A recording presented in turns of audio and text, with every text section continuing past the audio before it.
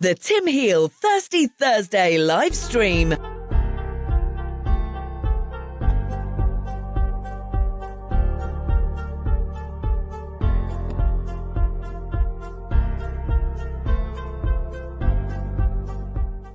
Here's your host, Tim Heale. Welcome, everybody. Welcome to another Thirsty Thursday live stream. As you know, that this Thursday we were going to have an post-election special. Unfortunately, I've emailed all the local councillors several times. I've pleaded with them. I've asked them nicely. I've asked them robustly. And so far, the Liberal Democrats have won the seat or won the council here in Gosport. They have got 19 representatives. The Conservatives are down to 10 who did run the council, and the Labour have only got 2. Now, I've asked them all if they would come onto the show to give their vision for the future and how they are going to spend our money. It's our taxpayers' money. We've put them there. Now, okay, they said they're really busy. They said they're really busy getting ready to take over the council. All right. They were too busy to come on with a pre-election special. So we had 4 Conservatives came up on that. And Stephen Philpott, he's been re-elected. He held the show together. He gave the Conservatives' point of view of what they were doing with the council, what they've done with the council in the past, what the budgets were. They've managed to secure £5.4 million worth of funding to redevelop the bus station and the waterfront. They secured another £2.1 million to redevelop the high street. They've done an awful lot of hard work to ring fence that money for that development. On the Liberal Democrats' bump that they were pushing out, they said that they're claiming that the Tories had objected to a lot of this stuff. And, well, I've told them that I'll invite them back in a couple of months' time to see how they're getting on, to see what they're doing with our money and what plans they're going forward with, what they've done with the money that's been ring-fenced for the redevelopment of those areas. They've also said that they're going to do a few other things. So we'll keep an eye on them. I'll keep an eye and see what they're doing. So that's one of the things that that I'm a bit concerned with, because when we voted for them, we put them there. Let's face it, local elections are generally low turnouts anyway, and I think across the whole of Gosport, it's probably around about 35% if you add it all together. It's about 35% turnout. So the people of Gosport have only got themselves to blame if things go horribly wrong, and well, let's let time on that one see what happens. So I have got a guest already tonight that's going to come and have a chat with me. So she's a friend. We're going to have a chat about some bits and pieces. I've got a few subjects I want to have a chat about tonight, and we'll go through them as we move on. But in the meantime, I'll introduce my first guest, Jennifer. Good evening. Hi, Tim. How you doing? Yeah, I'm okay. Yeah, I'm a bit disappointed with this evening, if I'm honest.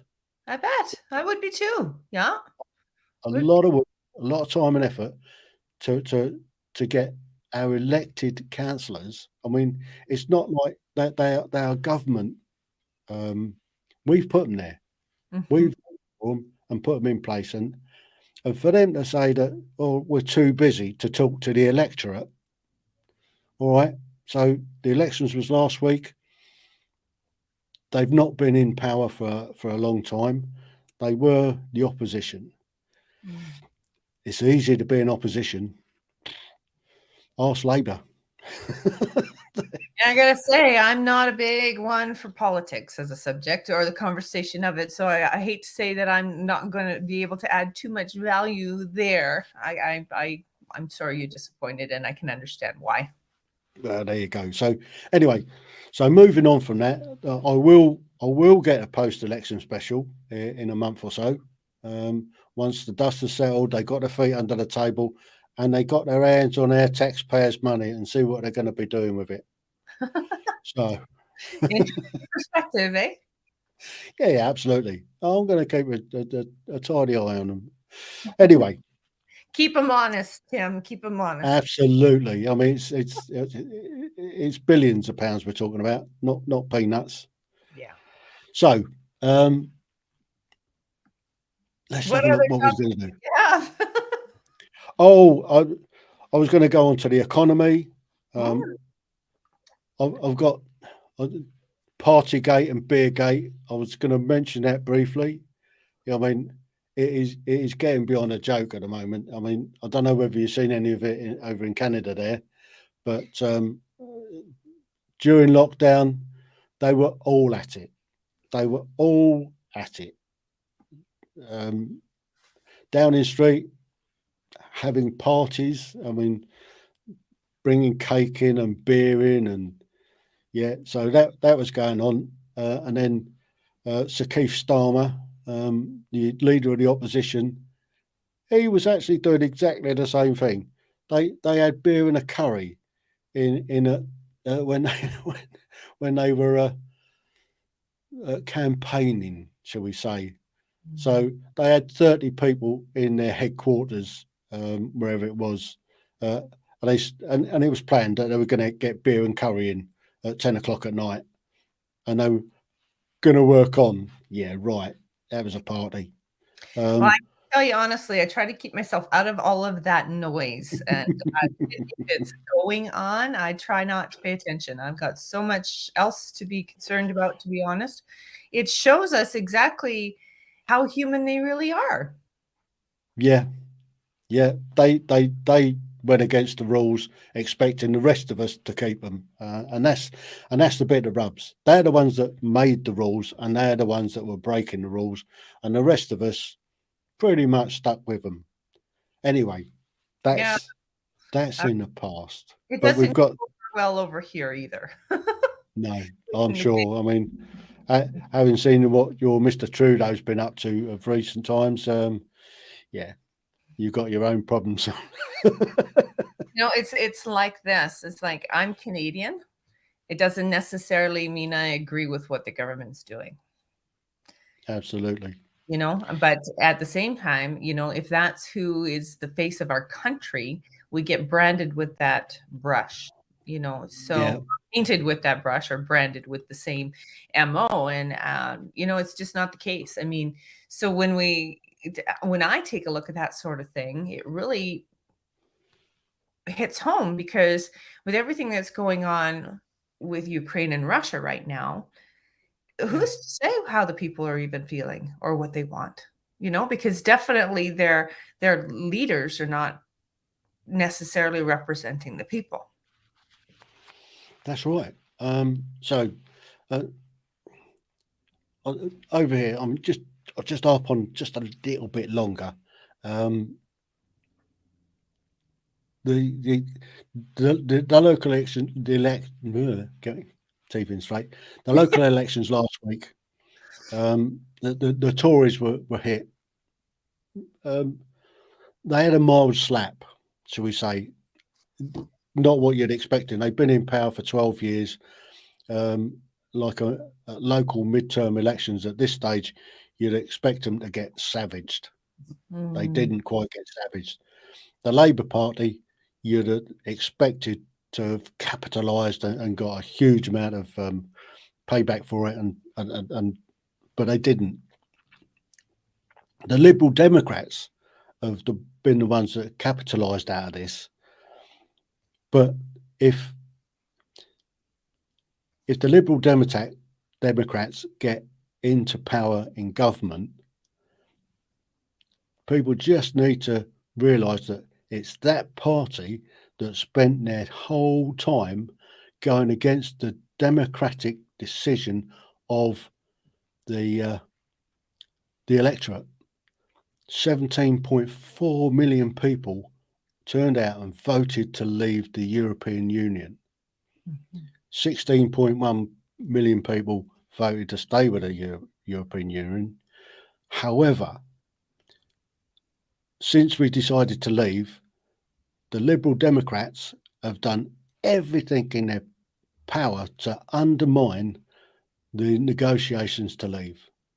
And people just need to bear that in mind in 2 years' time when we go to the polls for the general election. And I'd just like to leave that out there. Just bear in mind what the Liberals are like. Undemocratic. So how does it become Liberal Democratic Party then? Precisely. You tell me. When they go against the democratic will of the people. Interesting. So anyway, being that they're moving away from Tory, which from what I understand is traditionally conservative, very much upholds supreme order and what have you. How is it that moving to liberal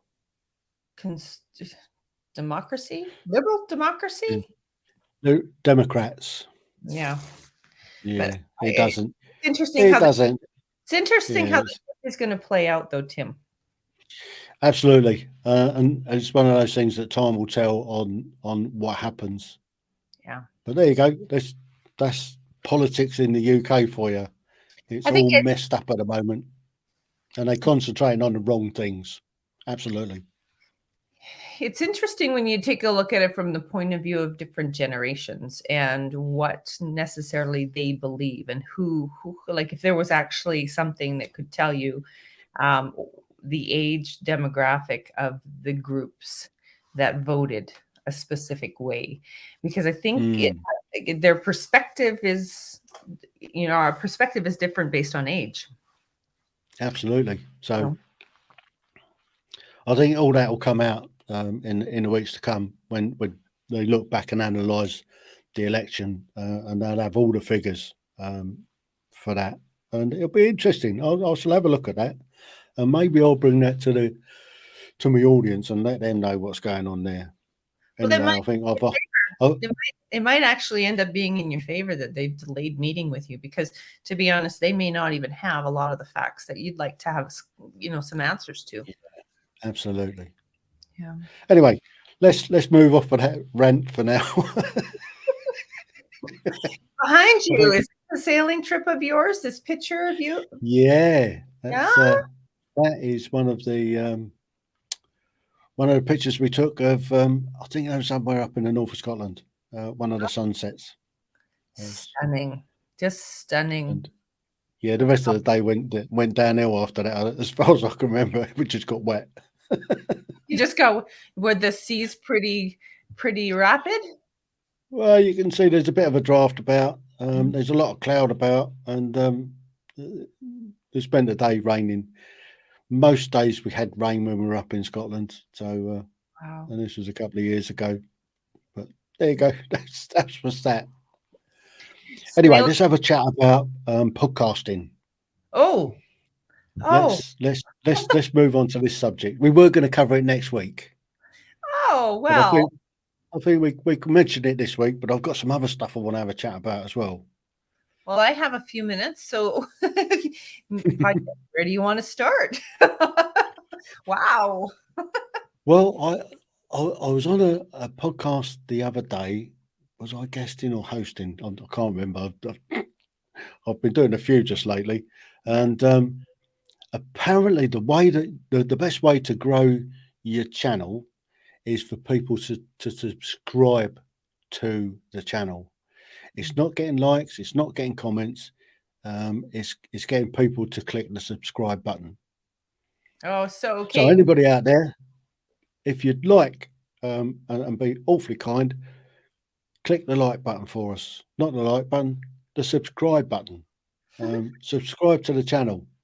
Not necessarily click the bell button, but if you do click the bell button, that will just inform you when we put something new out. And I've put quite a lot of new out recently. So You've been busy. Yeah. I've been a busy little boy. I had a great chat this afternoon. I was guesting on a guest that I had on my show a few weeks back, Dylan, and we had a great chat. We went for an hour and 45 minutes. Wow, that's longer than even us. Yeah, I know. Wow. That's only because I cut you short. No, well, I think it was the other way around. I was going, oh my gosh, I'm going to miss my next meeting. Yeah.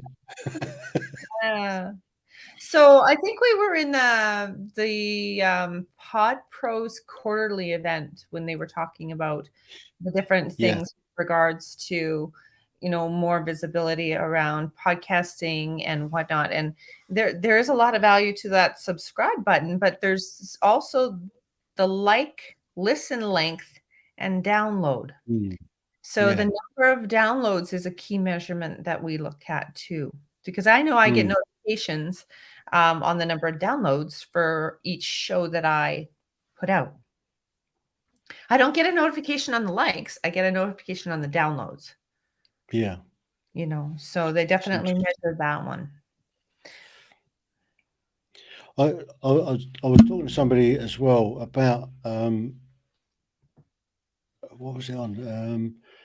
Listen Notes, and we're on a chat together. And Listen Notes. This is last week's.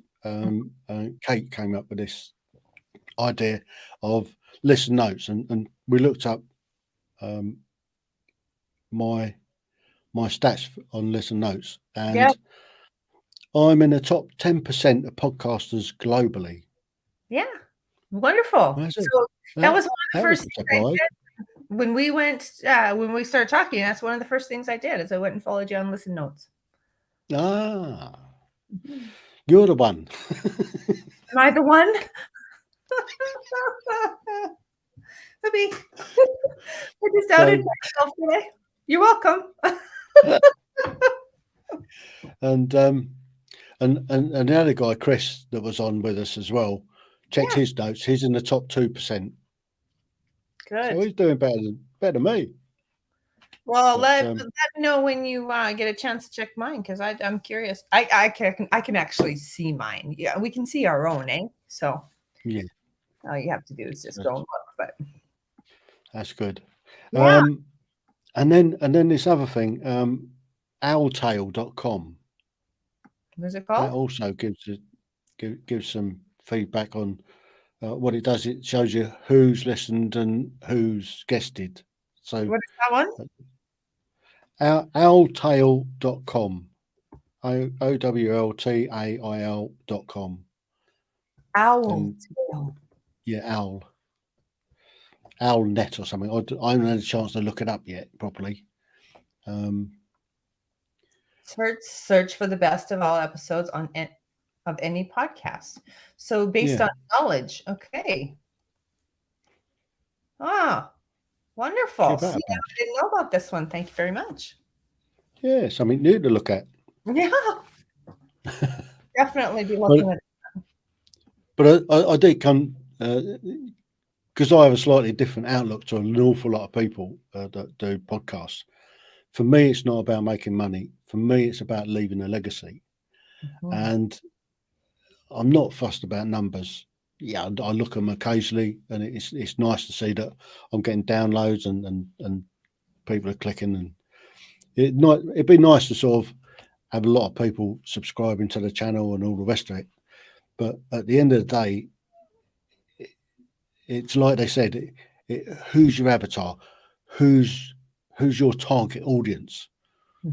Well, I thought about that. And my target audience, my avatar, hasn't been born yet. Yeah, I like how you said that. Because they're going to be listening to this in the future. Yeah, absolutely. You're going to have to leave a trust fund or something for the fees for hosting the podcast into eternity, Yeah. but Yeah. is it, I have you to know, look into see how pay that for it. works. Oh, Yeah, yeah. that'd be good. Work out how it all works. Right. Because I mean, hopefully it'll be there in a platform. And we're also talking about formats.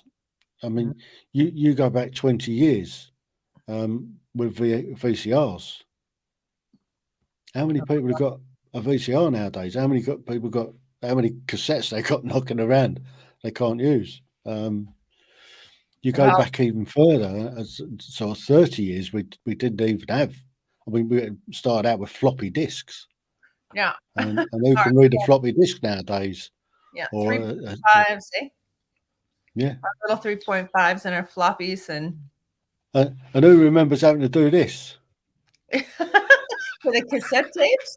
Yeah. Cassette tapes, yeah, But do you remember taking apart a 8-track? yeah. Fix that one? That's like the I size had one in of I a had one in my combi van. I had a Volkswagen combi van, and I had an 8-track in that, and yeah, that was constantly chewing up the tapes. couch. But Yeah. I mean, I go back way before computers were sort of becoming even popular.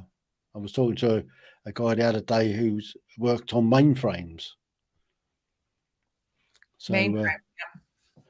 yeah, when they were first coming in, so computers were just coming in then. So that was interesting to be in those times, and look where we are now.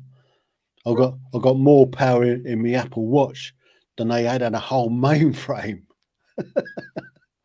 I mean, one of the rockets they sent to the moon or something like that. The RAM that they had on there was about 256 megabytes. It probably took up the whole thing too. Yeah, absolutely. Yeah. So Yeah, times yeah, have definitely changed. we've come an awful long way in the last 50 years with technology, Oh, and geez. In and the it, last 5, Tim. That's yeah, crazy. absolutely. And what's it going to be like in the next 20? What we're going to be doing then? I mean, look at us. I'm sat here in England, and you're sat in Canada. Clear as day pictures. We're chatting away. We're Yeah. having.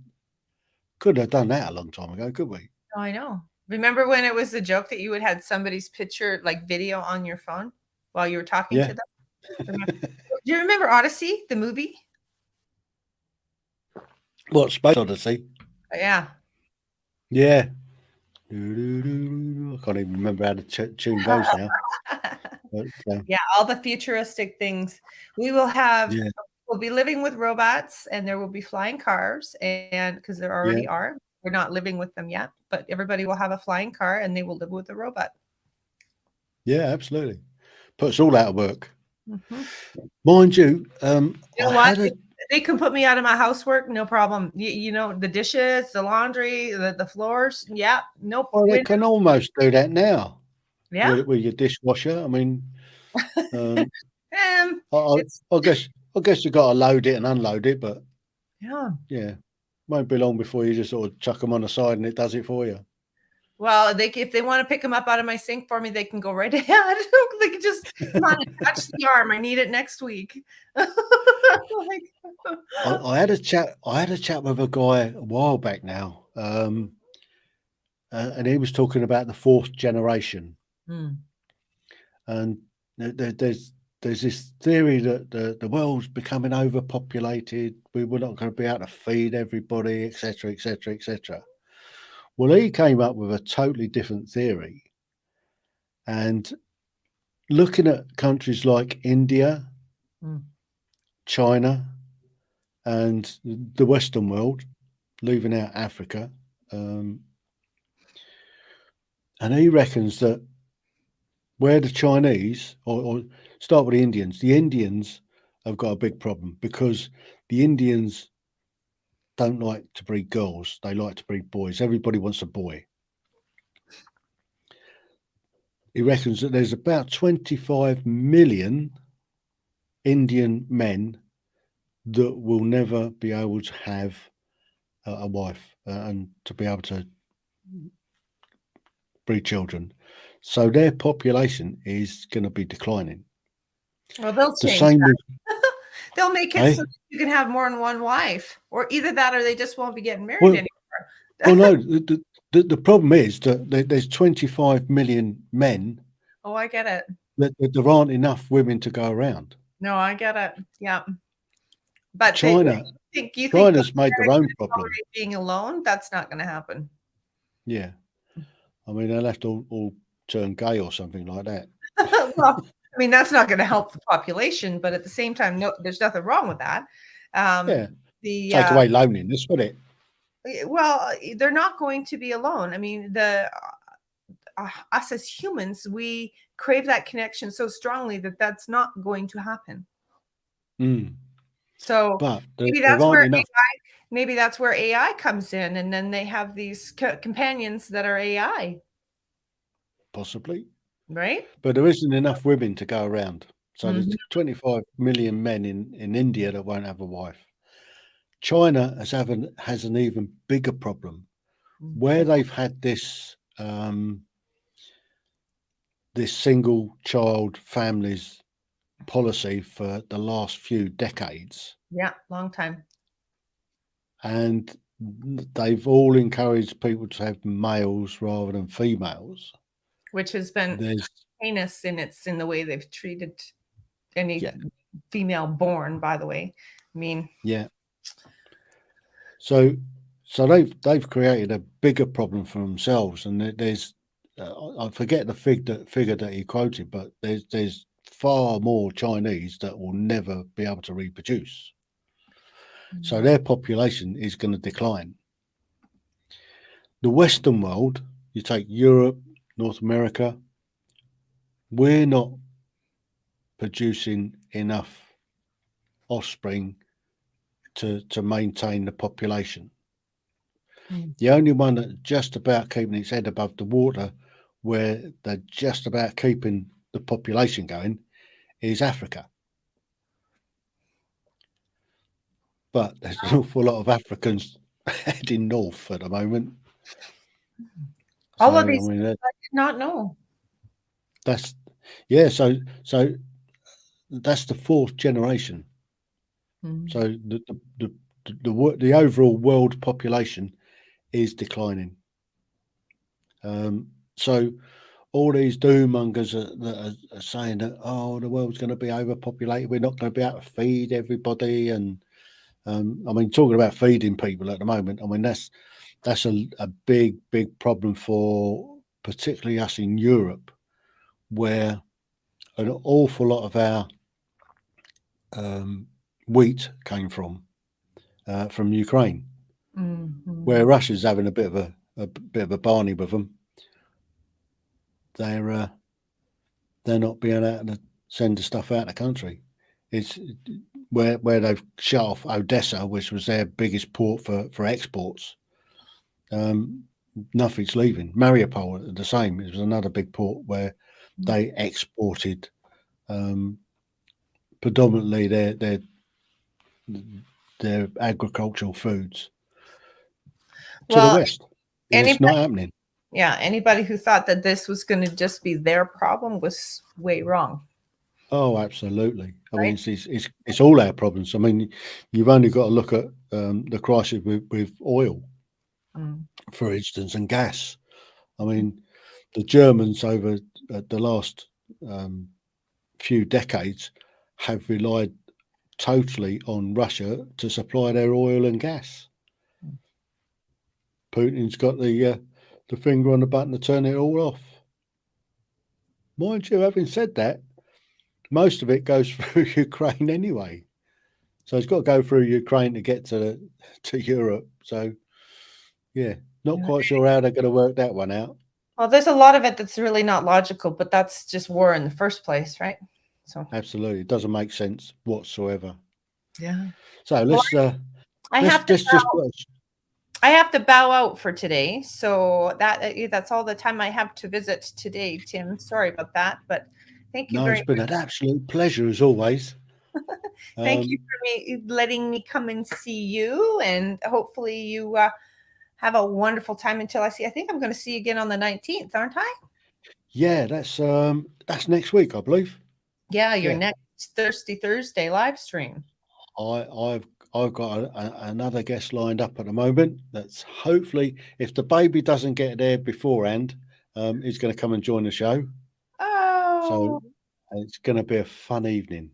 I might know this person. You may do. You take care, okay? We'll talk again soon. Okay, darling. Thank You you. have a most pleasant rest of the day. Appreciate it. And I'll catch up with you next week. Alrighty. Thanks so much. Cheers, then. Take care. Bye. Au revoir. That's Jennifer. She's become a really good friend. We're podcasters together, and we're collaborating. Next week we're going to be working together on this live stream. Next week's Thirsty Thursday, so be sure to join in and put some comments in. Talking about comments, let's play. Now this is going to be an interesting little thing to do. Here's a number. Not sure whether this is going to work properly, but I want to try to see if I can get somebody to call in and say hello on the show. That's the phone number to call. So let's wait and see if we get a phone call. But in the meantime, feel free to put a comment in the chat box. Ask me a question, whatever you want.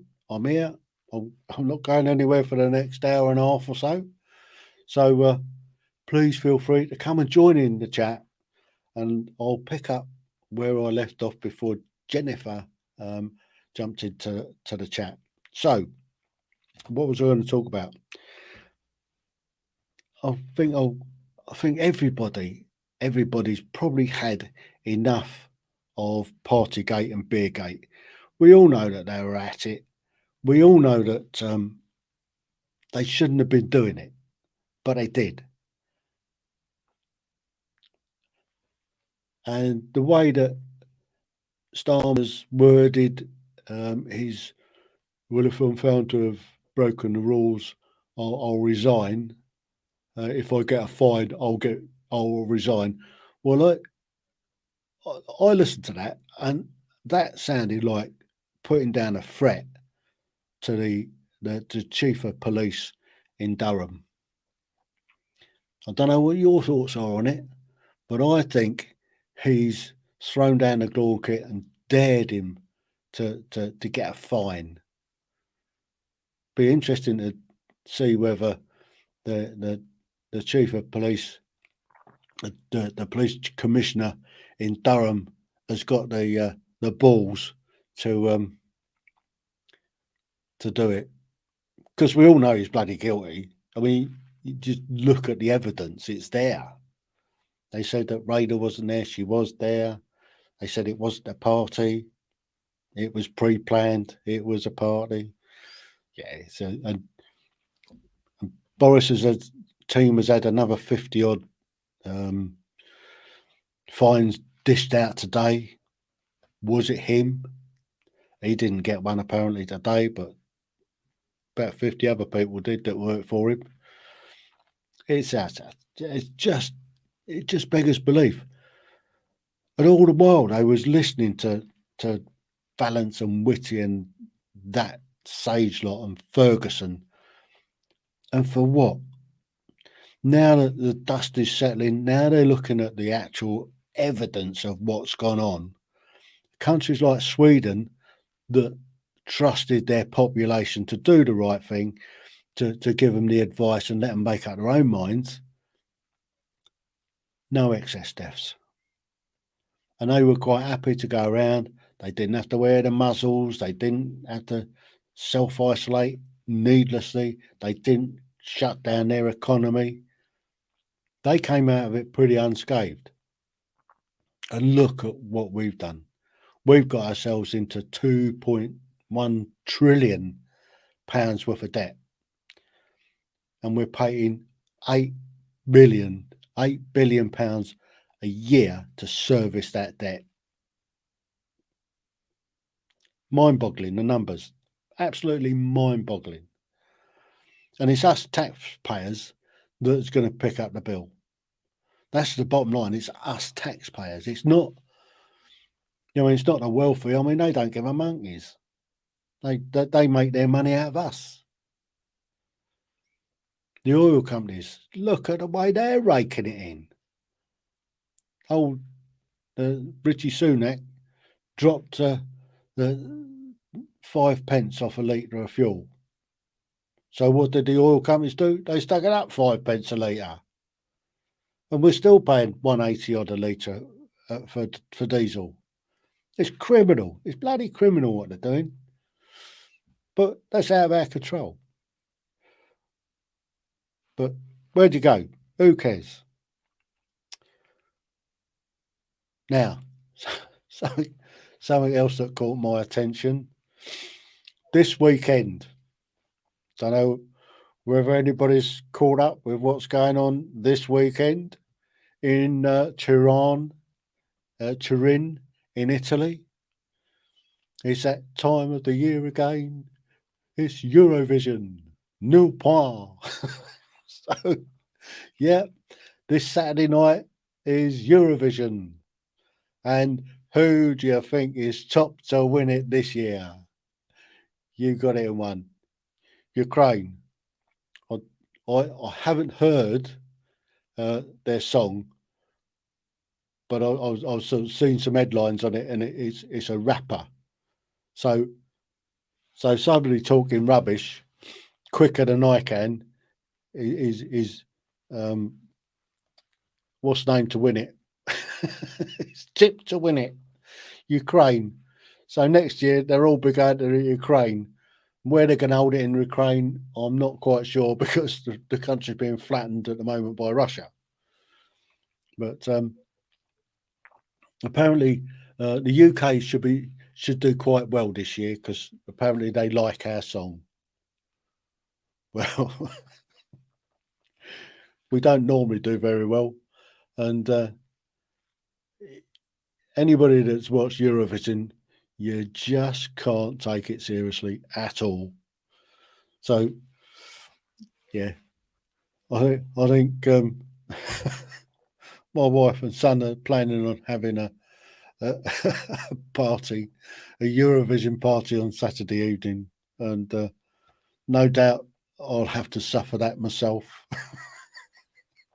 It is fun. It is funny. It's not quite the same since poor old Terry Wogan snuffed his clocks, but he did make it enjoyable. I mean, I can remember going and watching it back in the old Katie Boyle days. You remember her, Katie Boyle? I mean, she was the darling of the BBC way back then. And then Terry Wogan sort of took over, and he just had a great outlook on it. He just had fun with it. Just give us half a second. I just need a swig of coffee.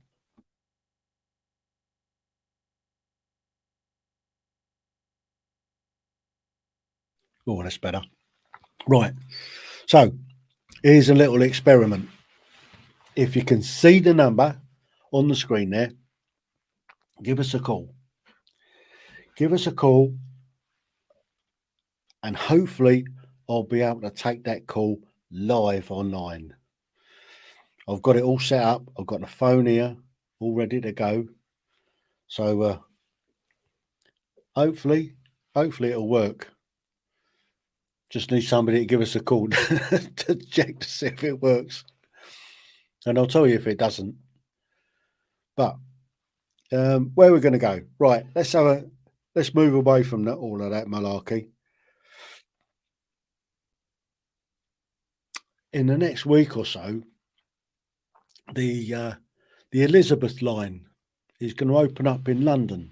It's going to connect the west over to the east. It's going to go from Reading across to Barking or something like that, and right through the centre of London, opening up a few more new underground stations. It's a new line that's connecting east to west, and it'll be a quick transit across London. It's upset a lot of people. They've spent a lot of money on it. It's gone over budget. these things do. But there you go. It happens. But it's due to open in the next week or so. Something else that's due to open in the next week or so is our new Stubbington bypass. Here down in Gosport, I don't know whether people know, but we live on a peninsula, and we've got somewhere around about 82,000 people that live on Gosport Peninsula. That's from Fareham all the way down, taking in Stubbington, Leon the Solent, Alverstoke, Fulton, Elson. So there's about 82,000 people live on the peninsula. It's the biggest town population in the country that isn't served by its own railway station. Now, I took this up with the councillor, Stephen Philpotts, the week before. And the reason that we haven't got a railway station wasn't down to beaching, apparently, because they took the last passenger train that left Gosport was in 1953, and that's before the beaching report. So we can't really blame him for it, but some buggers at the time took away our train line. They've repurposed some of the old train line. They can't, for some reason, they can't put in a train line because most of where the train came in, the line has been built over, so that we can't have a train line, unfortunately. But there you go. We can, however, jump on the ferry and go across to Portsmouth Harbour and get a train from there, or we can go slightly off to Fareham and get the train there, and that takes us into London, Victoria, or London Waterloo. So we have got that. Now, out of this 82,000 people that we've got living on the peninsula, I think it's around about 39,000 working age people live on the peninsula, and out of that there's about 19,000 jobs. So about 20,000 people have to leave the peninsula to go to work every day. So they're going across on a ferry, and they're driving out. So this new Stubbington bypass will hopefully alleviate an awful lot of the traffic that goes up the A32 to Fareham. So anybody that's going east out of the peninsula will use the A32, and anybody that's going westbound should be able to use the new Stubbington bypass to take them out west towards Southampton. So that should alleviate a lot of the problems that we've got, and that opens up in the next week or so. So I'm looking forward to having a drive down the new bypass. Because we get that new bypass, the council have a golden opportunity to be able to bring some more investment into the enterprise zone at Daedalus. There's still room for expansion there for businesses to come in, to set up new businesses for local people. And that's the key. Is bringing in work or bringing in industry that will benefit the local population, rather than bringing in more people to come in from outside to work. It's using the local talent that we've got.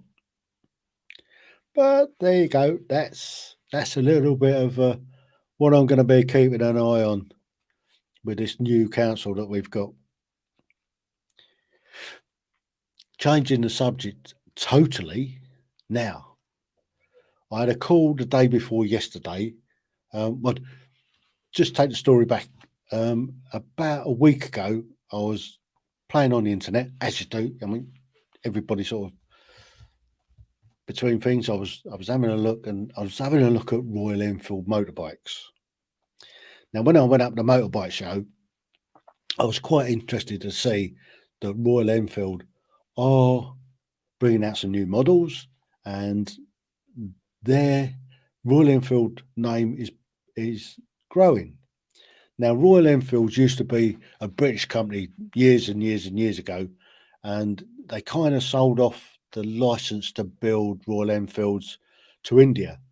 And India has been building Royal Enfield motorcycles for donkey's years. Recent times, there's been some developers, guys that have developed these new motorbikes. So they've got the Classic, they've got the Meteor, there's the Himalaya, there's the Interceptor, there's a Continental GT. So they've got some new motorbikes. So I was playing on the internet as you do, and it says book a test ride. Oh, I'll have a go at it. Boom. So I pressed book a test ride. Day before yesterday, I get a phone call from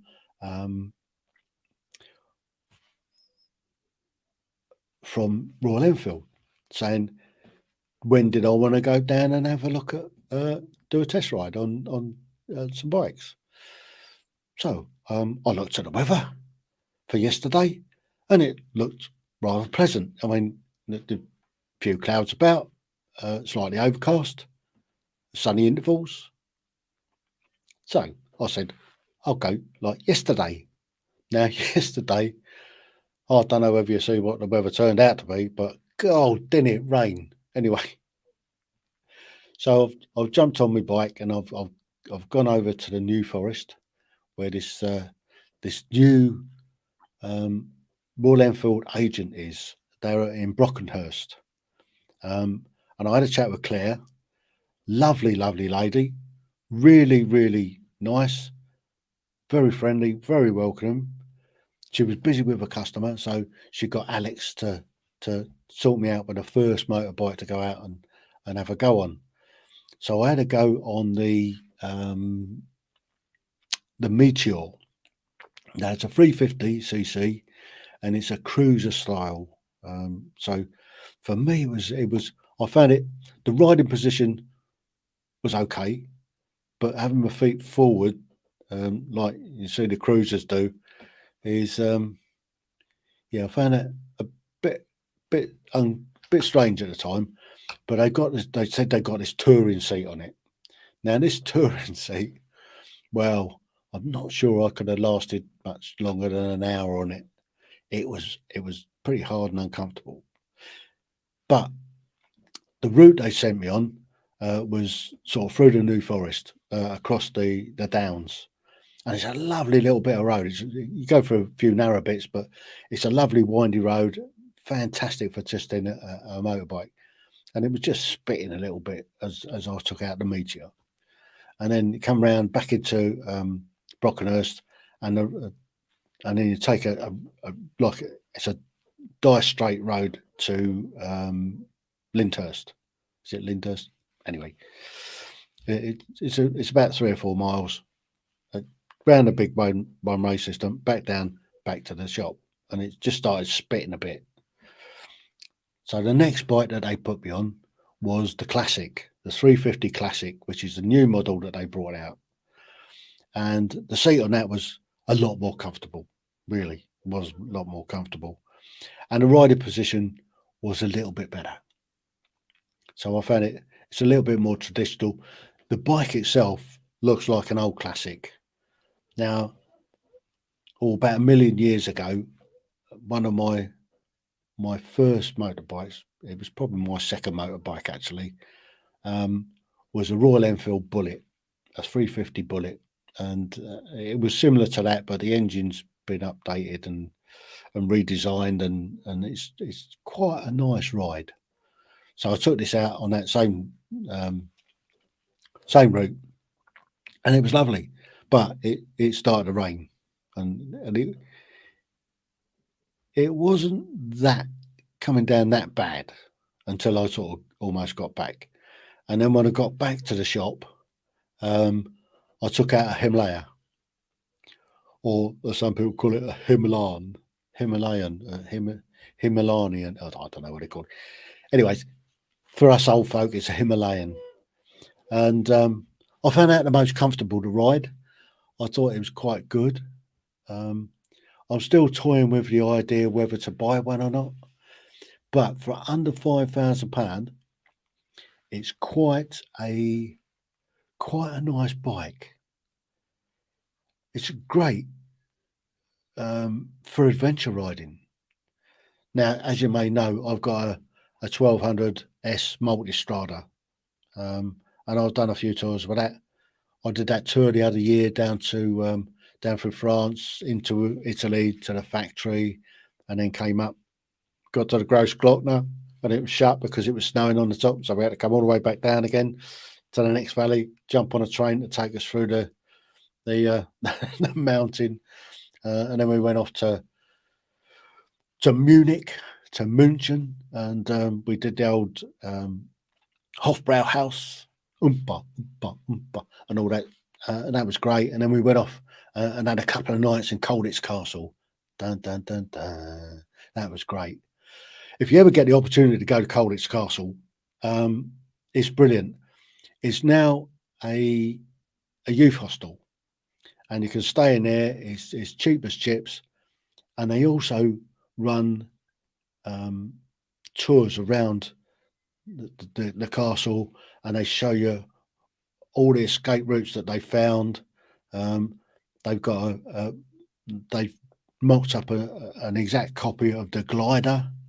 So if you know about the Colditz story and the glider that they built, and there is a documentary of they built this glider, and they actually flew it off the castle roof to see whether it was a viable what's name. And just a quick note, spoiler alert, yes, it did fly, and they could have possibly got away with it. It's yeah, they may not have done, but the one that they tested built to the exact specification of the first one, yeah, it would have worked. But there you go, that's that. So driving these motorbikes about in the absolute pouring rain, when I took the Himalayan out, it was horrible. But I mean, it handled it. It was nice. It was I just took go on that windy route. I didn't bother going up the taking up to 60 mile an hour, but it certainly had a little bit more grunt. So there's the Meteor and the Classic are 350s, and the Himalaya was a 411. So it's a different engine altogether. And it felt as though it had a little bit more grunt to it, a little bit more go to it than the other two. The other two, you have to think about if you're going to overtake and how you're going to go about it, and whether you've got enough room for the acceleration, because it's not the quickest bikes on the road. But they're not designed as racing bikes; they're designed as nice cruisers, and classic as a classic bike. So, and I'm sorely tempted to buy one, but I have to see how the economy performs at the moment, because living on a pension like I do, I just have to be a little bit careful with the old spondoolies. Just have to be a little bit concerned about how much is going out of my account every month and how much is coming in, because the old pensions don't go up as quick as everything else. But there you go. That's the motorbike scene. Now, week after next, I'm going up to London. I've got a day up in London to go to the podcast show. Now, I'm not 100% sure what it's all about, but it's billed as an industry event where lots and lots of people are presenting. Lots of stuff is going on about podcasting and the industry and how the industry is going forward. I mean, let's face it, podcasting is still in its infancy. I mean, podcasts have been around for maybe the last 10 years. Me personally, I've only been in podcasting for the last 2. I started my podcast back in May of 20, when we were in lockdown, and some people may know my story about the lockdown, and how I got into the podcasting. But I'll tell you anyway. A few years ago, I got into ancestry, and I was looking up my family's history, and I'm building up the family tree and everything like that. And I got my great grandfather on my dad's side, and his name was James Henry Heale. Now, he was a chief stoker in the Royal Navy, and when we were in lockdown, because I was still dabbling with ancestry, didn't have access to the boat, so we locked down. We couldn't go anywhere, couldn't do anything.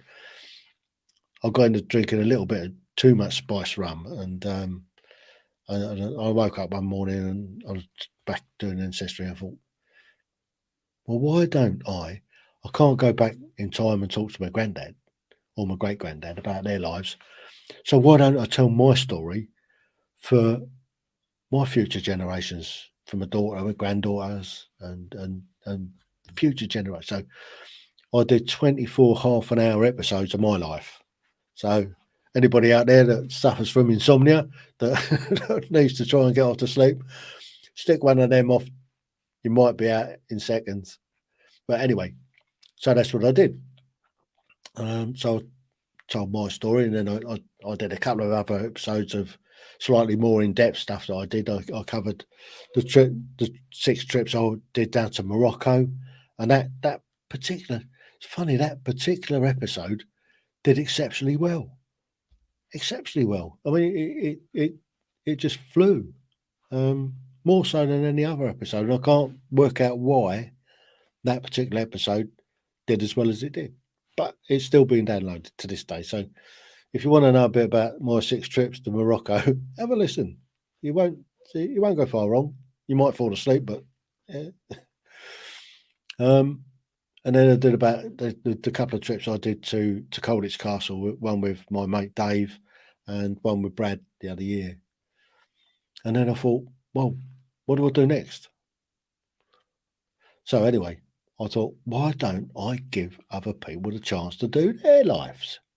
So I started off with my mother, and we went out to chat, and I recorded my mother, and it kind of went on from there. So then we came out of lockdown. We went around the UK. I did some stuff about going around the UK, and then I started in earnest capturing other people, chatting with them, recording their lives, and I'm up to, what am I up to now? 90, 93, 94 people that I've done. So there's an awful lot out there. Anyway, it gets to about maybe about August, September last year, I've run out of people to do. So I ended up doing the old Thirsty Thursday rant. Some of you may remember Thirsty Thursdays on Facebook, and yours truly having a rant about all the stuff that was going on at the time, being locked down and muzzle wearing and all that malarkey, and stuff that people were doing that they shouldn't have been doing. But then we came to the beginning of this year. Now, I post my podcast, the audio versions, up on Buzzsprout. Buzzsprout is a great platform. It pushes out across all the podcast apps. So it goes out on Apple Podcasts, Spotify, Google apps, Google Podcasts, Deezer, you name it, Stitcher, all of those platforms. So it's great from that point of view. So that all goes out. And Buzzsprout put a thing up, struggling at getting guests or hosts for podcasts. Put a link in here. So put a thing on there asking for anybody that wants to come on and tell me about their lives. Anyway, Buzzsprout came back and gave me a bit of a finger wag, told me off, and said, "No, to do that, you've got to go on Podmatch." Oh, right. So that's what I did.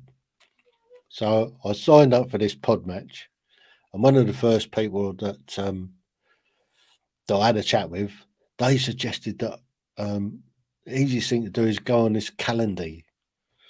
So I went on this Calendly, not figuring out exactly how this worked, but what you do is you send a link off to people, and they look for your availability and click the match. So, cut a long story short, what happened was, because I hadn't set it up properly, I got inundated with people wanting to come on the show, and I had one particular day where I had I think 6 or 7 people back to back, all clicked on the same day. So I went back, and then I managed that day. It was how I managed it, I don't know, but I did. And then I had a chat with somebody. They pointed out exactly where I'd gone wrong and what I needed to do, and so I went back, re-looked at Calendly, and now I've got it sorted out. So what I've decided to do is to go with I'll record generally on a Monday and a Tuesday, and then I'll spend the rest of the week being able to edit. And if I'm guesting on somebody else's show, then it leaves the rest of the week open for me to go and guest. So there you go. I'm just going to have a quick swig of coffee, so give us a second.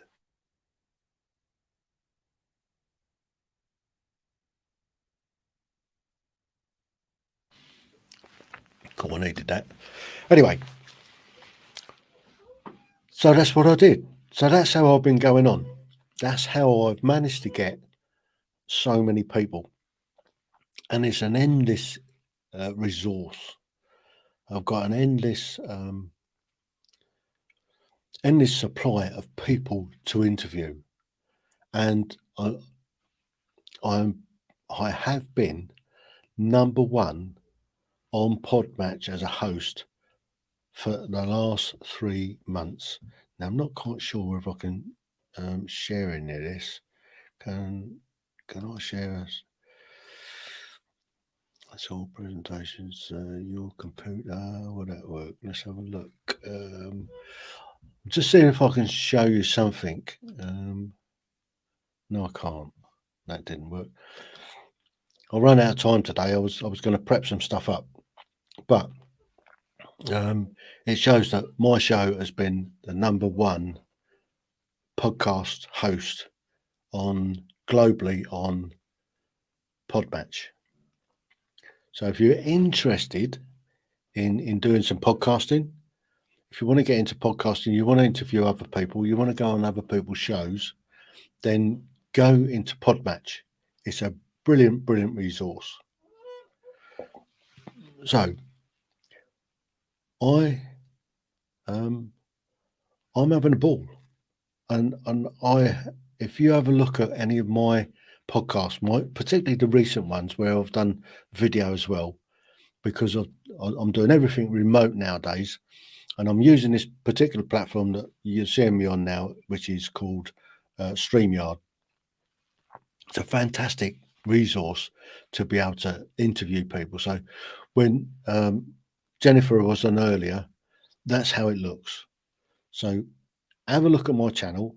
If you type in the Tim Heale podcast or Ordinary People's Extraordinary Stories, you'll see the logo come up in there. And if you do go in there, you can just click the subscribe button. And if you want, you can click the like, and you can put a comment on, or you can share it if you like the episode. But have a look at some of the people that I've interviewed and had a chat with, and there's a few that I've put up as well where I've been a guest on other people's shows, and I've had a lot of fun at that. I've had an absolute ball. So if you want to see me having fun and having chat with people, then dive into that. Anyway, I've rattled on for a bit. What I'm going to do is I'm going to leave you with a bit of a message, I think. Oh, I can't. Oh, dear. You're going to have to give us a couple of minutes because I need to go and have a Jimmy. So let's stick one of these up. Where is it? I need the one. Where's it gone? Oh, no. Bear with me. Bear with me. Oh, I need to put this one up. So that's there.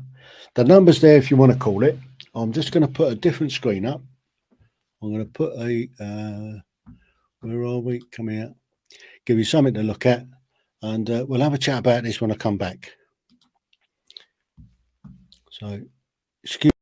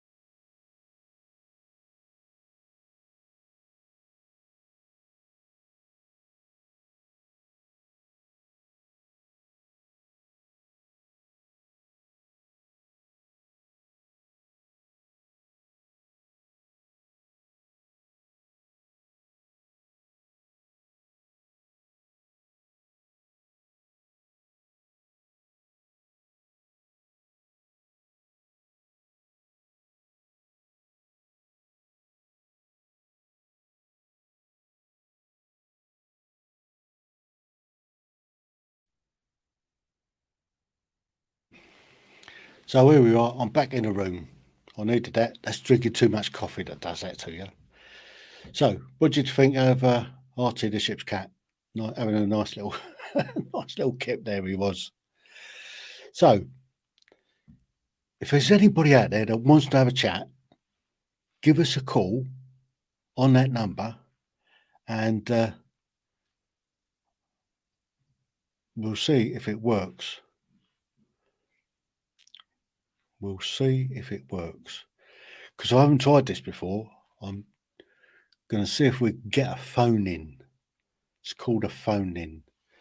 So if people out there can, oh, Steve Tune, there you go. Hello, Steve. Thanks for clicking a like. Congratulations. So anybody else out there watching this this fun and games, click the like button.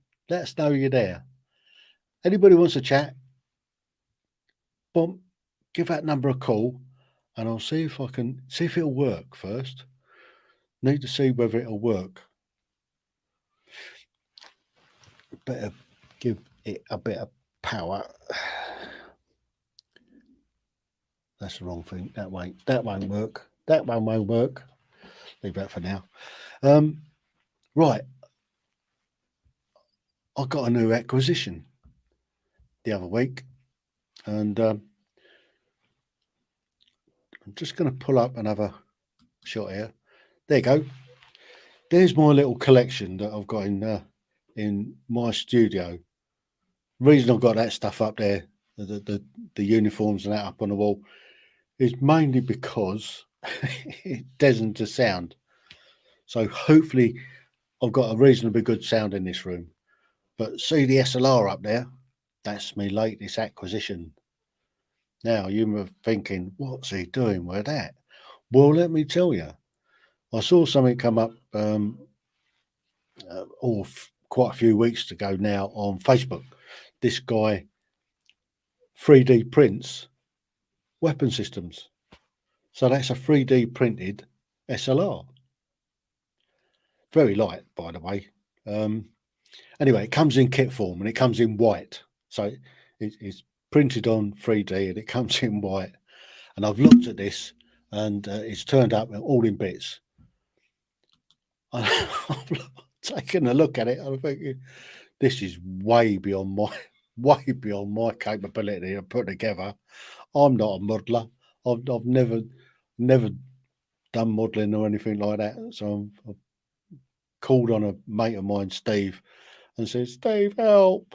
I don't know what I'm doing. Can you stick this together for us? Anyway, I gave it to Steve, and he's a modeler, so he knows what he's doing. And it took him a while to figure it out, and but he's done a brilliant job. And there it is. My SLR to go with the collection, just to set it off nice. And I've got some bits and pieces on there that I've collected over the years. So I hope you like my little display. So I don't know what's happened with my other guest tonight. There was a few guys that was going to come and join us, but I don't know where they've got to. So unfortunately, for the time being, you still got me. So where they've all gone, I don't know. It's one of those Thursdays where there's lots of things going on all over the Alice Uber the Platz, we say, all over the place. There's stuff all over the place that's going on. And yeah, I don't know why, but people have gone out on a Thursday evening.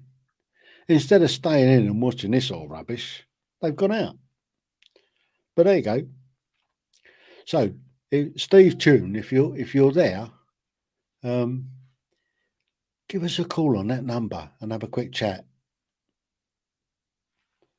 And I'll give you a few tips on how to live stream, because I've watched a few of your live streams, and you need to do one or two things, son. You need to steady your camera and take it easy. But there you go. Thanks for that. What are we doing? How's that? Why is that not doing that? Don't know. Don't know what's going on.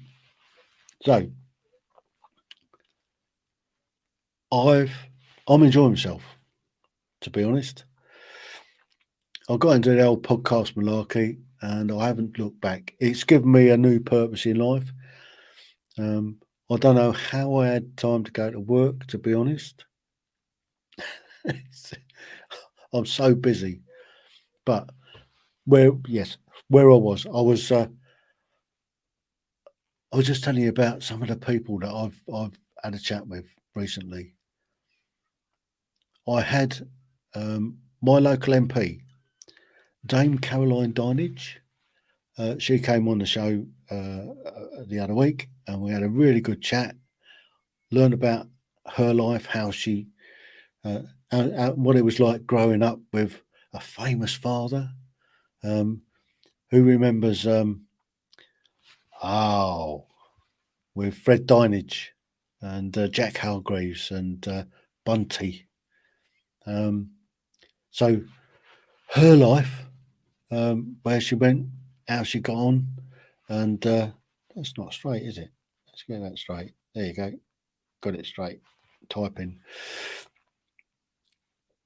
How she got into business, what she did, how she came into being a local councillor.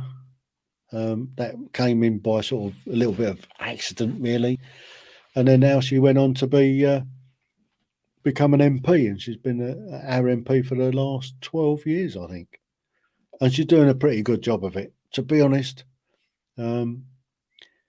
She's active in the local community. She does a lot for the local community, and she's always up for a chat, and she's helped us out with a couple of little problems that I've had recently. So yeah, a big thanks to Caroline, Dame Caroline, and her assistant Natasha.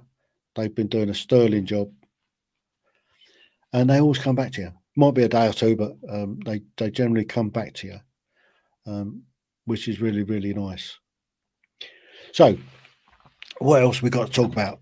Right, yes, let's look at this illegal migrant crisis that we've got going on. It hasn't stopped. It's just gone out the news. It's not newsworthy at the moment for some reason. I think they're concentrating on Partygate and Beergate and the Ukraine at the moment. But the illegal migrant crisis continues apace. And I think it's got slightly more efficient, if anything, with the Royal Navy taking over the lead on it. What they need to be doing is what they said they were going to do. They bring a boat in, they take them, stick them on a coach, take them to the airport, stick them on a plane, fly them to Rwanda, and process them there. But they don't. They mug themselves off by starting the process here, and it's wrong. It's just wrong. Now, the real beef that I've got about the illegal migrants coming in is that they're clogging up the whole system for the poor buggers that are trying to do it the proper way, that are trying to be, that are applying legally. They're stuck in countries where their lives are in danger because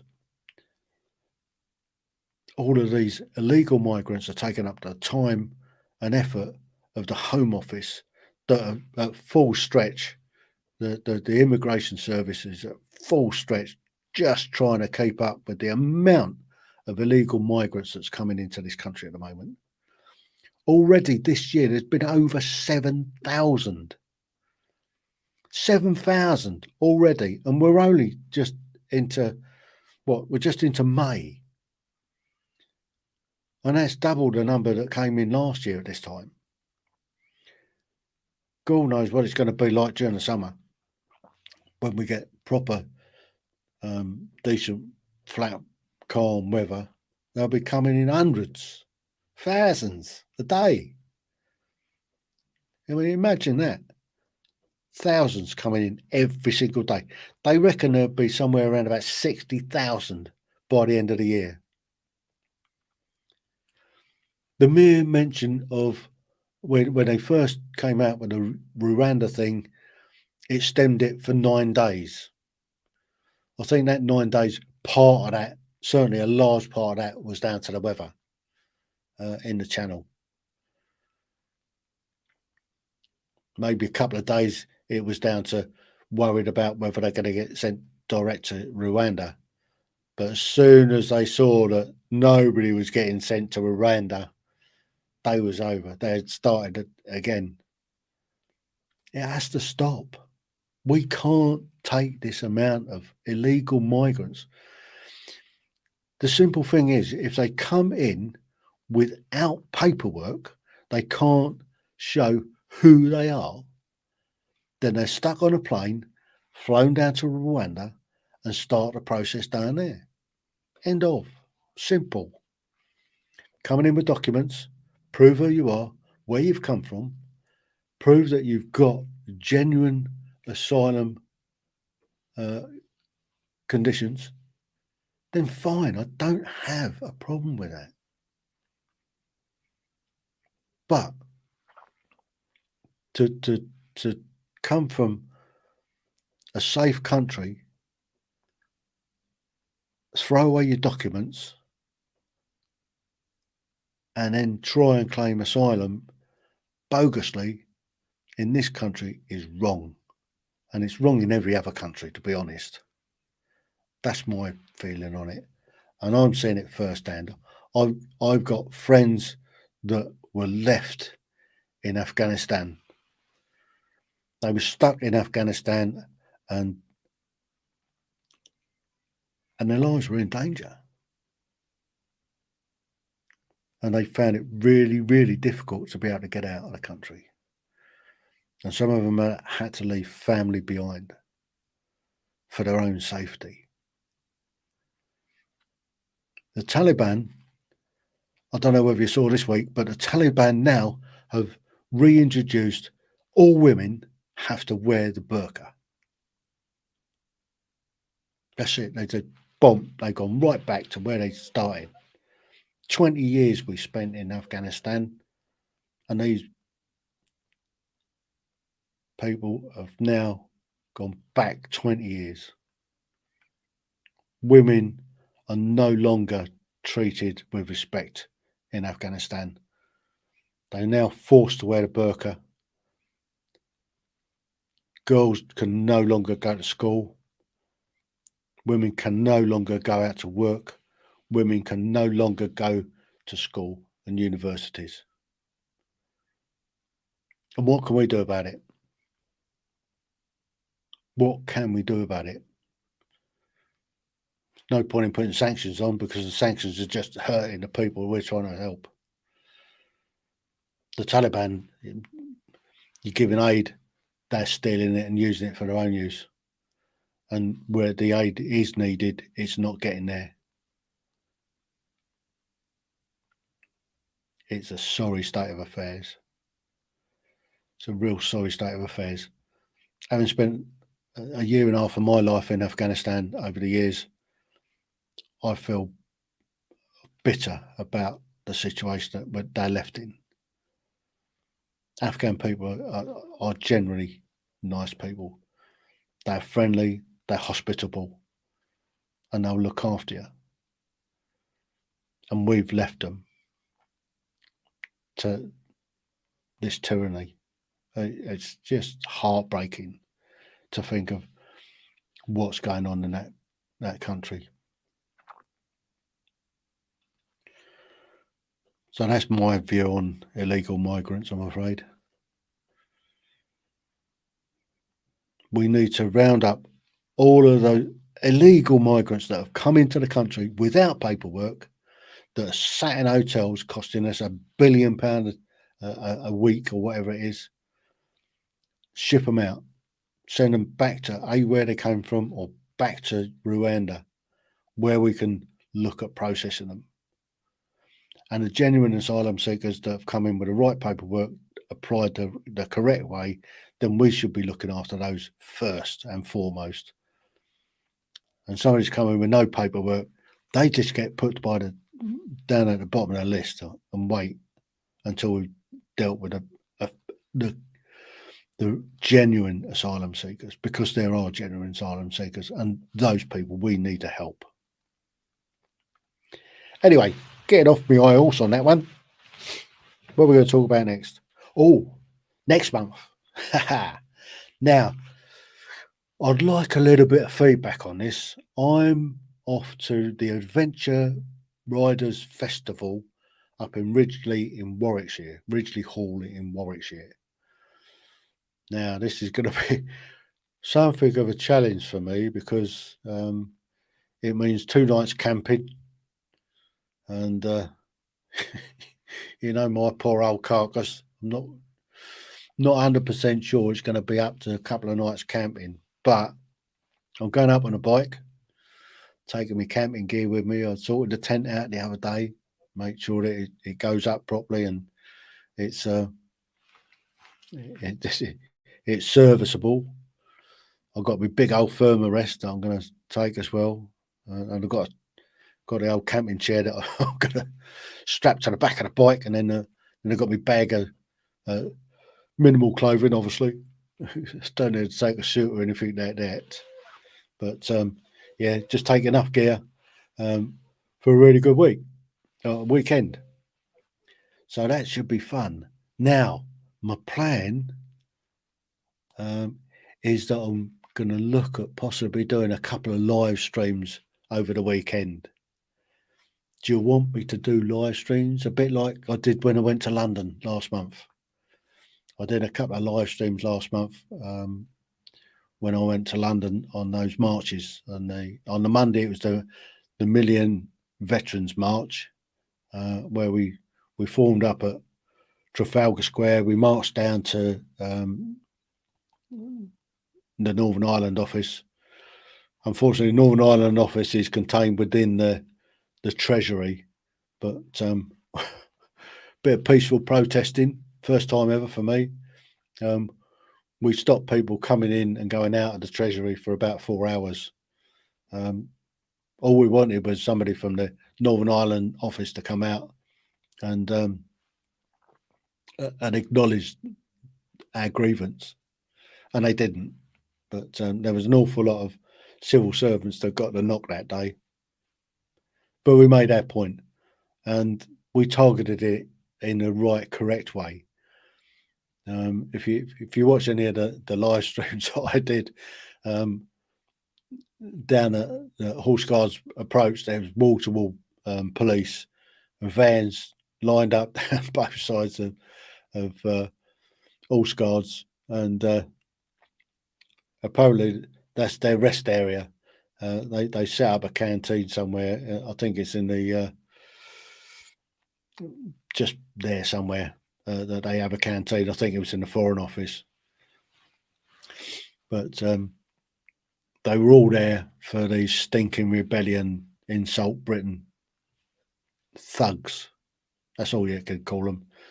Middle-aged thugs that go about disrupting people's lives. They can't have a sensible conversation.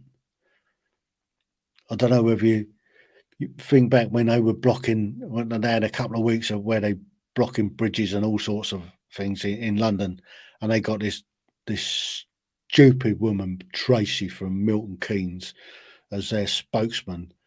And you see, just I don't know if you can go back and look at the interviews that she had with Julie Hartley-Brewer on talk radio in the mornings, but she would let go. This Tracy bird just harped on about, you're killing my son, my children, we're all gonna die. And she just wouldn't engage in a proper debate with Julie Hartley-Brewer, and it was sorry, I mean, it was pitiful, really was pitiful. And you see some of these other irks that they've had on from Stinking Rebellion and the Insult Britain lot. They just come across as though they haven't got a brain cell in their head. They've got this stupid narrative. They just go and glue themselves to. Oh, talk about glue themselves or something. You see that clown that used a zip tie to the goalpost, and they had him on. Oh, what a comedian that bloke is. He's really, really stupid. You couldn't make it up, even if you tried. He was funny. Yeah, it just beggared belief. You just, yeah. I despair at these people, and they're still at it. The reason that some places on the motorways couldn't get fuel is because they were blocking fuel depots, stopping trucks coming out. And what they did at Clackett Lane Services, they went in there and they sprayed paint all over the pumps. Not only are they blocking fuel lorries coming out of the depots, they then vandalised the pumps, and they couldn't get any diesel or any fuel from Clackett Lane Services for about 3 or 4 days until they cleaned it all up. What are the police doing? Why can they not arrest these people for criminal damage? These people are idiots, and their arguments just don't stand up. In fact, we had one when we stood outside the Treasury. There was this single one of these Stinking Rebellion, and he had a bit of cardboard with I forget exactly the words on it, but something like the world is, or the end is nigh, or something similar. And we're trying to have a conversation, and this guy just couldn't hold the argument together. And he was a bloke in his sort of 50s, and and he couldn't put across a decent conversation about what he was doing, why he was protesting. And he was there on his jack. And when we finished our protest, and when we come to amicable agreement with the old Bill that we would finish at a certain time, and we finished actually earlier because we'd achieved our aim. But this guy insisted that it was his time started when we left, so he was going to block this doorway by himself. Good luck with that one, son.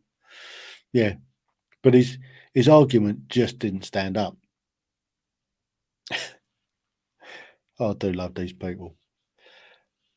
So let's just put a what's name out there. Right. All I want people to do is click the subscribe button.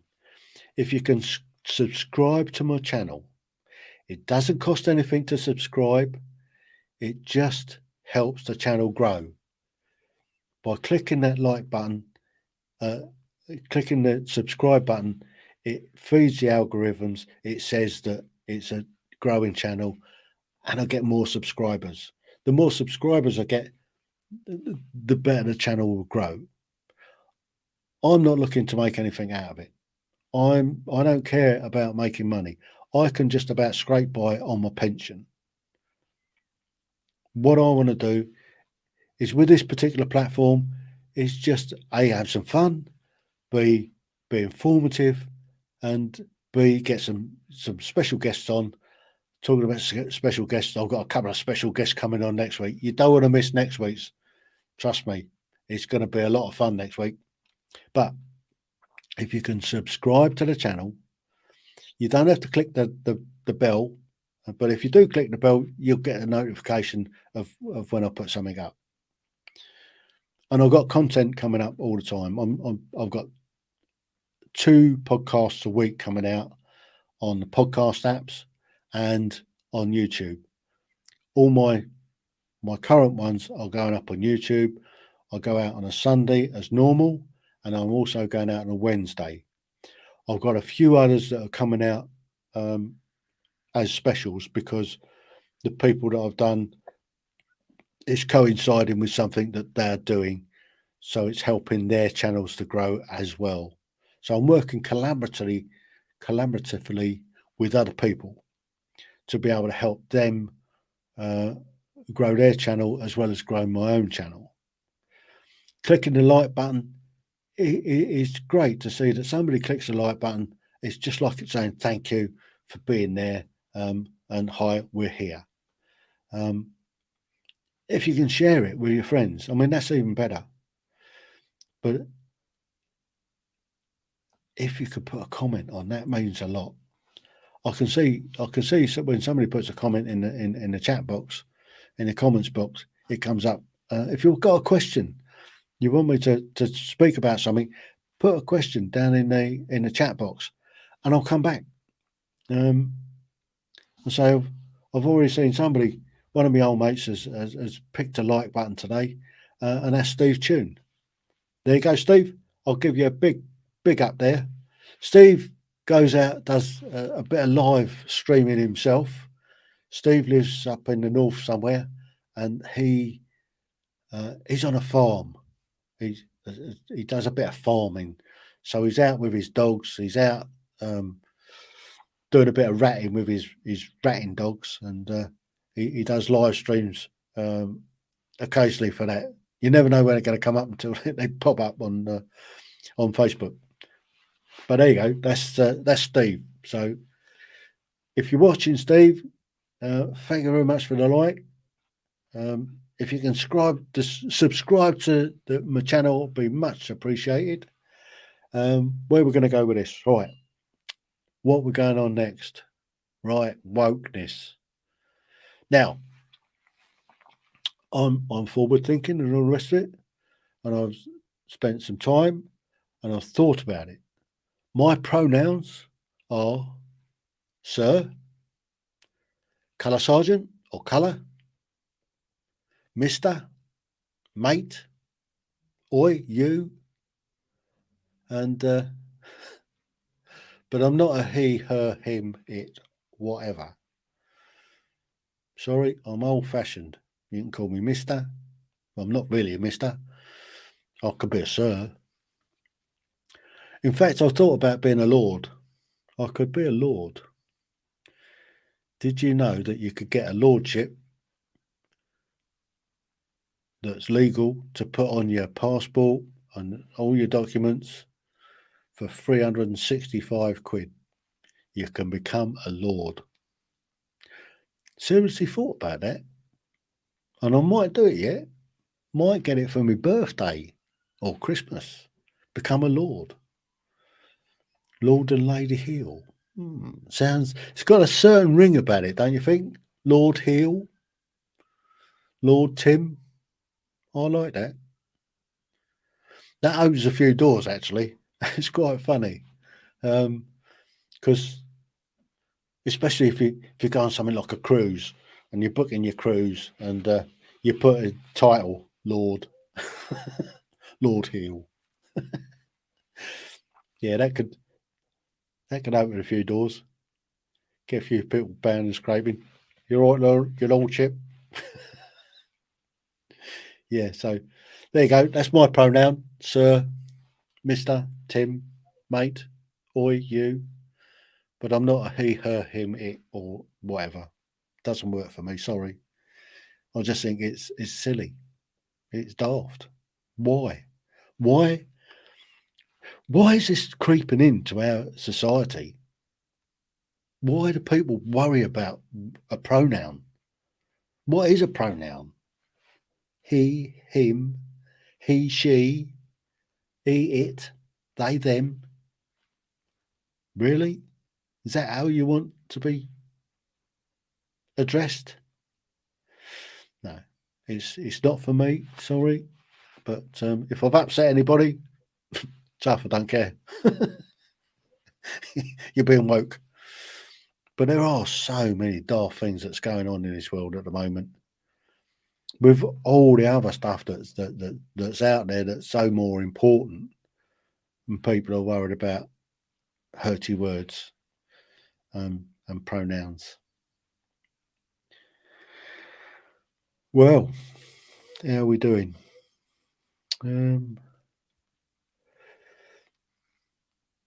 Got 20 minutes to go. So come on, somebody come in and join me. Where are we all? Why has that one stopped working? I've got one of these that stopped working for some reason. Manage. No,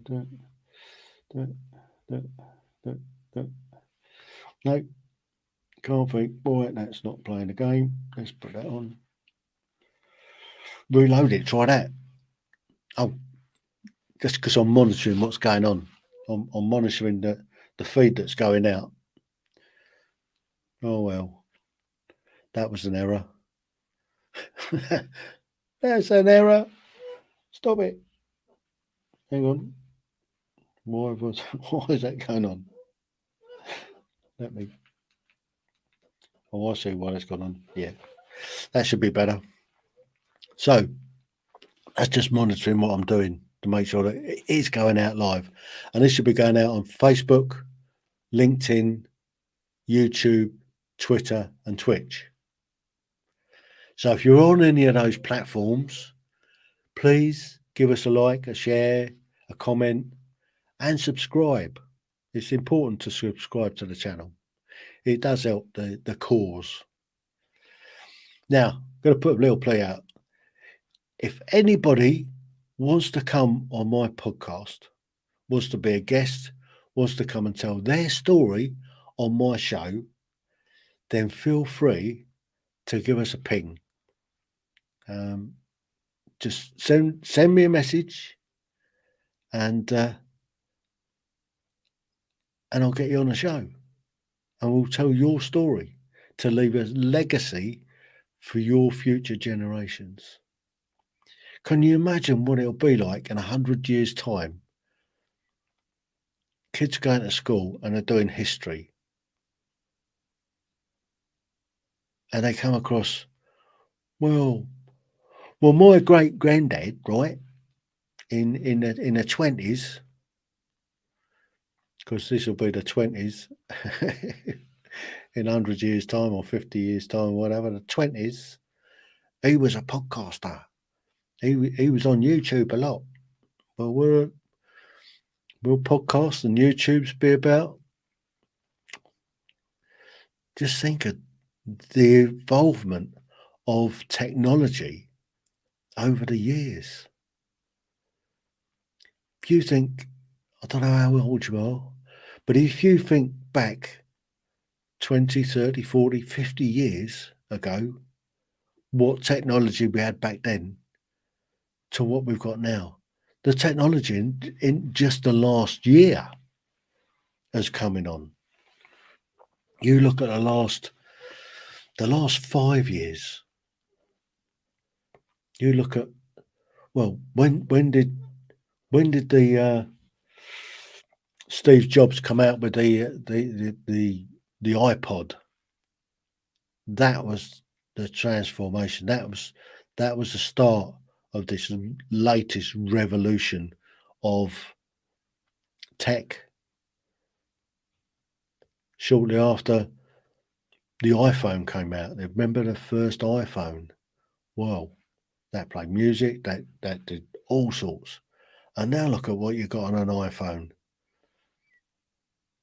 I'll show you what you got on an iPhone. Look, that camera there, that's on my iPhone. And just to prove it, if I can, you'll have to excuse me a minute. I'm going to stand up. Yeah.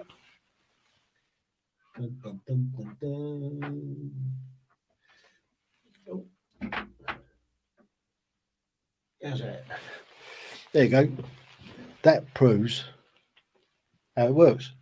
So I've turned that camera around, and now that is what the studio looks like with me in it. So this flashy background is a green screen, and I've got a bit of green on the chair as well. So that's what it looks like in here. I've got a couple of uplighters.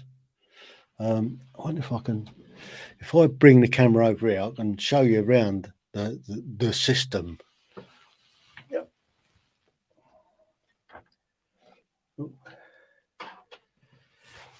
I know it's waving about a bit. However, this is what we've got. So there you can see, there's one of the uplighters. Let's bring that down. Let's come in there. There's my monitors. Look, I've got a couple of monitors on the go there. That's my main screen. There's the other monitor. I haven't got that one on. There's the old Rodecaster Pro.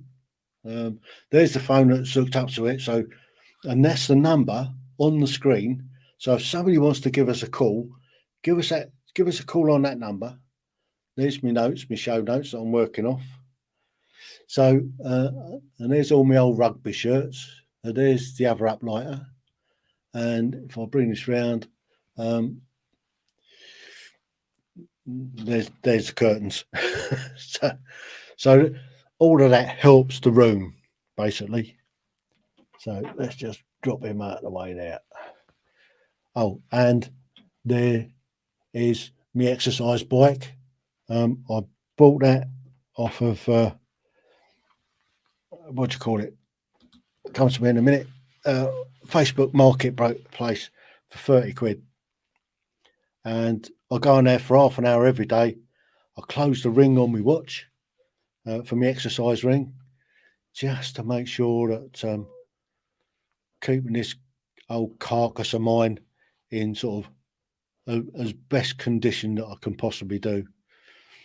Some people may know, some people may not, but I've got rheumatoid and osteoarthritis, and it plagues me. I don't lie. It's a proper struggle, and yeah, been under the cracks for quite a few years. I take a few pills a day just to try and keep it at bay. I saw the osteo surgeon specialist the other week, and we had a look possibly at swapping one of my hips out. We had a good look at it. We had a long chat, and we're going to leave it for the time being. I'm managing the pain with it. I'm having something like, it's a bit like a sports massage, but it's so much more than that. Once a week, and up until recently, I mean, if I wanted to look round, I'd have to do that. But now, having been on these what's the word, massages for some time, I can do that. I've got so much more. I've still got a bit of pain there, but it's also freeing up my hips and my knees, because all my muscles were tight, and causing problems where we've got pain. Your body sort of adjusts for it and stuff like that. But a combination of that, a bit of exercise, of painkillers now and then, and the pills that I'm on, it's helping. It's helping, and I wouldn't say I'm getting better. I wouldn't go as far as say I'm getting better, but I'm coping better with it, if that makes sense. I'm able to get about a little bit more than I was. I mean, my body had pretty much seized up. I was having all sorts of dramas. And once we finally got out of the lockdown malarkey, and the chiropractors opened up again, and I was able to get back in, and Louise, that looks after me, I mean, she's done a terrific job in the last 3 months. It's turning my life around a bit. It's given me the confidence to be able to go off for a weekend's camping on a motorbike. So that's what it's done for me, and I'm hoping that if I keep this up, keeping the pain under control, keeping the movement going, easing off the muscles, building on the muscles, to be able to pull my body back into sort of a regular shape as opposed to the irregular shape that it was in. I'm hoping to be able to go maybe do a little bit of skiing. Time will tell on that one. I'm not gonna rush my fences. Not like the old bull and the young bull. You heard about that? There was a young bull and an old bull in the field. Young bull says to the old bull, "Yeah, look, farmer's left the gate open. Let's rush down there and get a couple of those cows." The old bull, he says, "Whoa, you hold on, son. Let's amble down there and get the lot." So I ain't going to rush my fences. So I'm just going to take my time, and hopefully in time I'll be able to maybe just go and have a gentle ski. I'm going to try it, but like maybe later in the summer, get down to go up to Heale or Milton Keynes for a day, just to see whether I can do it, to see whether my old carcass can whiz down a slope on planks. So what else have we got? So that's that. So next week, if I've got a couple of really exciting guests coming on. You've already seen one of them, Jennifer. She popped in for the first bit of the show. She's coming on next week. I've got another guy coming on next week who's a real hoot. We had a really good laugh. The only thing that's going to prevent him coming on, his wife is about to pop. She's about to produce their first child. If the child is a bit awkward and turns up too early, then unfortunately you won't be able to make it. But we're keeping his fingers crossed because she's due the week after.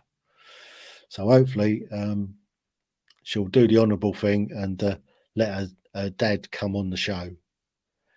And And we might have a couple of regulars come back next week. The regulars are away doing other stuff this week. Sometimes you have to let them. Now,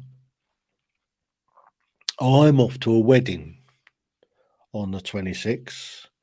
I've been invited to be a toastmaster at a wedding. I'm looking forward to it. It should be good fun. I should be saying, "My lords, ladies and gentlemen, please take your seats. Dinner is served." So I'm going to do all of that and just making sure everybody moves around, being where they should be, and this, that, and the other. "My lords, ladies and gentlemen, please pray silence for the best man." Yeah, so I'm working on it. I mean, fortunately, I don't have to make a speech, but yeah, it should be a good night. Unfortunately, it clashes with a Thirsty Thursday. What I'm going to try and do now, I'm going to try and pre-record a live stream to go out on that evening. If that's okay with you lot, that's what I'm going to do. I'm going to get a few people together. We're going to pre-record a show and then we're going to put it out normally on a Thursday. So you're not going to miss out. So the show will go out on Thursday as normal on the 26th. But it won't be live, but it'll be pre-recorded live, if that makes a lot of sense.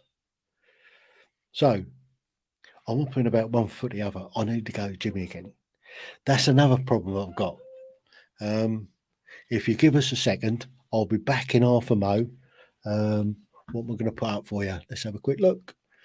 Let's change the banner. I'll be back.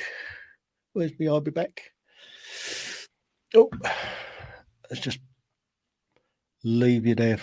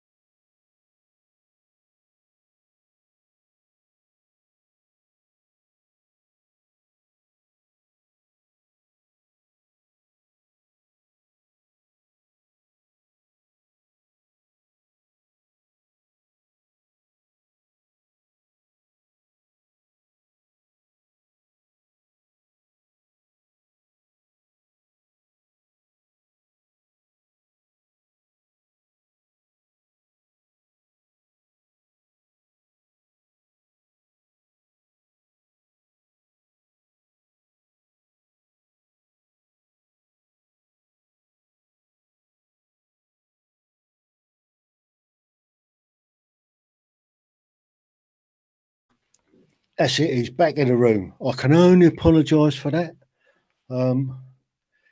Yeah, that's another little problem I got on top of the on top of everything else. But we managed that as well, and I'm on a pill a day for that. So, last few minutes of the show then. Just to recap, this has been a difficult week because originally I was hoping to have a post-election special. The council has changed here in Gosport. We've now got a Liberal Democrat led council. They've got 19 seats. The Conservatives have dropped down 7 seats. Now they've got 10, and the Labour Party managed to scrape 2 seats for town and waterfront. So I was hoping to get some councillors on. Apparently they're so busy trying to get ready to take over the council that they couldn't make it. So we're going to keep an eye on them. We're going to make sure that these buggers do the honourable thing and then look after us, to not waste our taxpayers' money. Now, I'm going to be keeping an eye on them for the next few months, and I'll give them a chance to let the dust settle, get their feet under the table and their hands on the purse strings. And then I'm going to chase them up again, and I'm going to get them on. We're going to find out what their plans are, what they're going to do with our money, and how they're going to benefit the local area. And I guess this is something that's going to happen all over the country. In all the councils, some have changed hands, some haven't. I mean, it was pretty poor turnout, to be honest, the elections. I think it was certainly no more than 35% turnout here in Gosport, which is disappointing. And if things don't go well, and then my take on voting, okay, is if you don't turn out and vote, you've got no right to complain when such stuff goes wrong. So if your council tax goes up and you didn't vote, you've got no right to complain. If your bins don't get emptied, you've got no right to complain.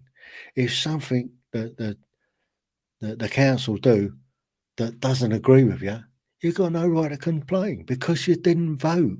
I also believe in having voter ID.